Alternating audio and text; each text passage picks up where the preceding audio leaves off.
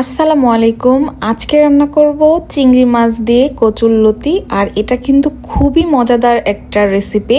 তো চলেন দেখি ঝটপট রান্না করে ফেলি। তো আমি এখানে কচুরলতি নিয়েছি আর এগুলোকে আমি কেটেও নিয়েছি সুন্দর করে।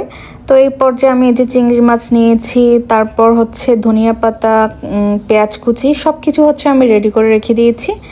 এখনই হচ্ছে আমি চুলা জ্বালিয়ে কচুরলতিগুলো আগে একটু টেলে নিব ভালোভাবে, যাতে করে গলায় যেন না ধরে। এগুলো কিন্তু একটু গলায় ধরে, তো এই যদি ভালোভাবে টেলে নেওয়া হয় তাহলে কিন্তু গলায় অত একটা ধরে না। তো এই পর্যায়ে আমি হচ্ছে একটু ভালো করে এগুলো টেলে নিচ্ছি। এই যে আমার কিন্তু টালা মোটামুটি শেষ। এখন আমি এগুলো নামিয়ে রেখে দিব।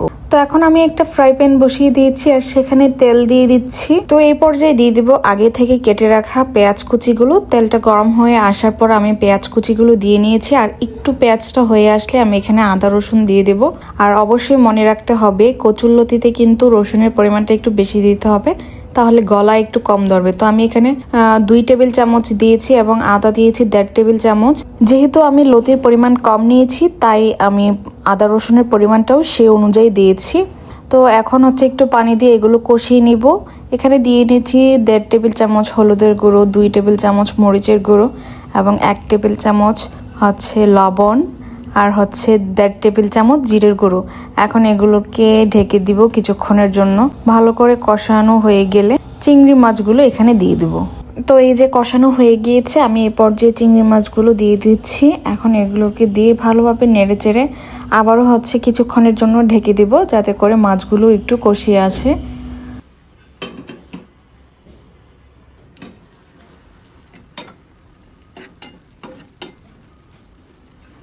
এই যে কষানো শেষ, এখন আমি লতিগুলো দিয়ে নিচ্ছি। আর আমি লতিগুলো টালার পর কিন্তু ভালোভাবে ধুয়ে নিয়েছি।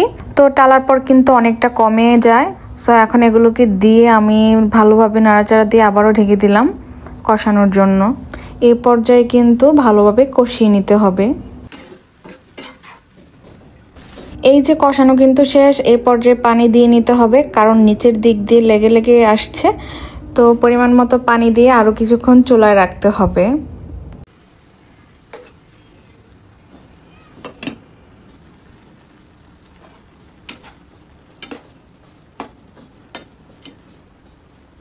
এই যে আমাদের লতি তরকারি কিন্তু প্রায় হয়ে গিয়েছে। এখন আমি ধনিয়া পাতা দিয়ে ভালোভাবে নেড়েচেড়ে চুলা থেকে উঠিয়ে নিব। আর এটা দেখতেও মাশাআল্লাহ এত বেশি ইয়াম্মি লাগছিল। চিংড়ি মাছ দিয়ে লতি খেতে আসলেই অনেক বেশি অসাধারণ। ভিডিওটি ভালো লাগলে অবশ্যই লাইক, কমেন্ট, শেয়ার করবেন। আজকের মতো ভিডিও এই পর্যন্তই। সবাই ভালো থাকবেন। আল্লাহ হাফেজ।